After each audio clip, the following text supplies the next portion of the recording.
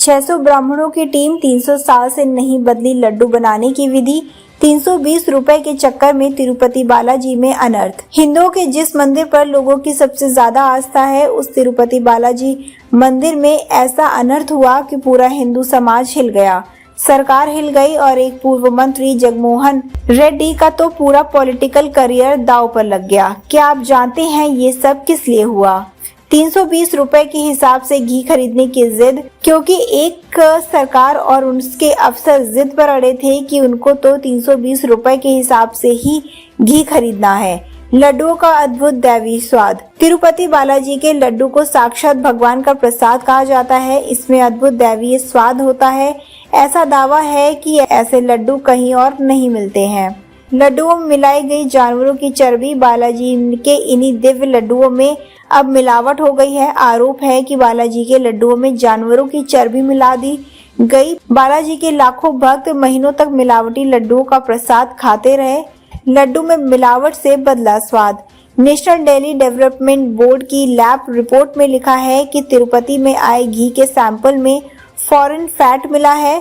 Foreign fat का मतलब है सोयाबीन का तेल, सूरजमुखी का तेल, जैतून का तेल, रेपसीड और कैनेलो का तेल, अलसी का तेल, गेहूं के बीज, मक्का के बीज, कपास के बीज का तेल, नारियल का फैट, पाम कर्नेल फैट, सुअर की चर्बी की भी संभावना। फॉरेन फैट में ये सब भी होते हैं।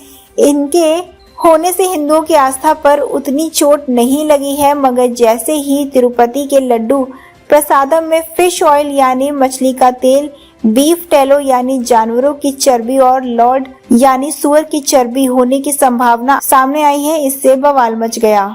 सवाल है कि बालाजी के लड्डू में मिलावट किसने की?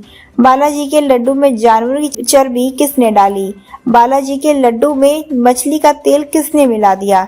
कैसे बनते हैं ये लड्डू? करोड़ों हिंदुओं की आस्था पर चोट डालने वाली इस खबर को अच्छी तरह समझने से पहले ये समझना जरूरी है कि बालाजी के लड्डू बनते कैसे हैं। बेसन यानी चने की दाल का बारीक पाउडर, देसी घी, काजू, किशमिश, केसर, बादाम, इलायची, आंवला और अन्य सूखे मेवे। बालाजी के लड्डू यानी प्रसादम बनाने का तरीका वही है जैसे सामान्य लड्डू बनते हैं। इससे हर लड्डू बालाजी का प्रसाद नहीं हो जाता।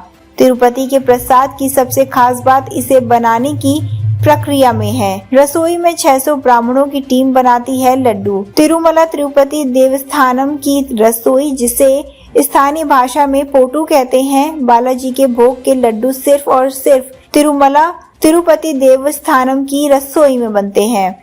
कश्मीर से मंगाया जाता है केसर। बालाजी के लड्डू बनाने की एक एक सामग्री बहुत बारीकी से लाई जाती है। यहाँ तक कि बेसन घोलने का पानी भी तिरुपति के विशेष तालाब से ही लिया जाता है।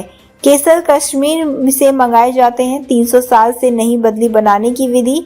बालाजी के इन लड्डुओं को बनाने की विधि पिछले 300 सालों से नहीं बदली गई है। 2009 में तिरुपति के लड्डू को जीआई टैग भी मिला है।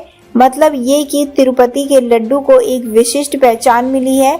इसे केवल तिरुमला वेंकटेश्वर मंदिर में ही तैयार किया जा सकता है।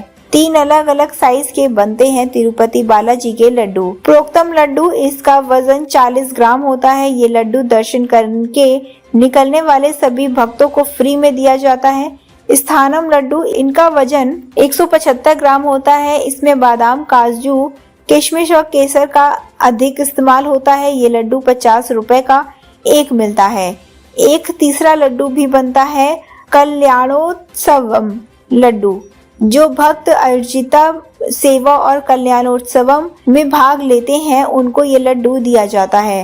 मंदिर की अपनी quality control team, Tirumala Tirupati Devasthanam board की अपनी क्वालिटी कंट्रोल टीम है। बालाजी की रसोई में ही एक इंटरनल टीम रहती है जिसे सेंसरी टीम कहते हैं।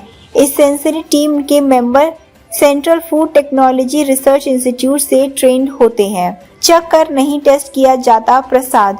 भगवान को भोग लगाने वाले प्रसाद को चख कर टेस्ट नहीं किया जा सकता, इसीलिए सेंसरी टीम के लोग लड्डू प्रसाद को देखकर और उसे सूंघ कर इसका क्वालिटी कंट्रोल करते हैं। सबसे पहले इसी सेंसरी टीम ने बताया था कि जुलाई 2023 में लड्डुओं का स्वाद बदलने लगा था। वहीं अब इन लड्डुओं को लेकर आस्था के साथ हो रहा खिलवाड़ सबके सामने आ गया है।